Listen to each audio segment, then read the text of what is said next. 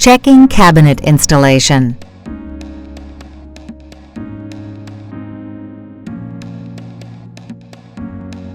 Cabinets are securely installed to prevent vibration.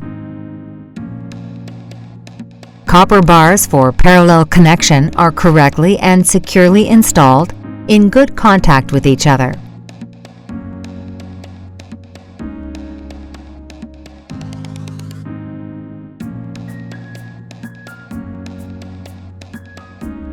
Rectifiers are properly installed and locked.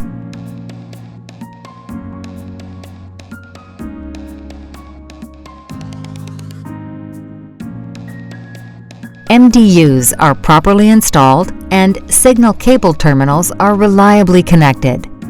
Cables, terminals, and labels comply with specifications. Terminals are securely fastened and are not rusty or corroded.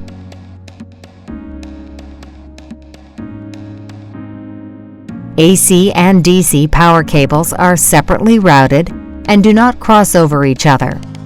DC power cables and battery cables meet the requirements in size, length, color, and cabling.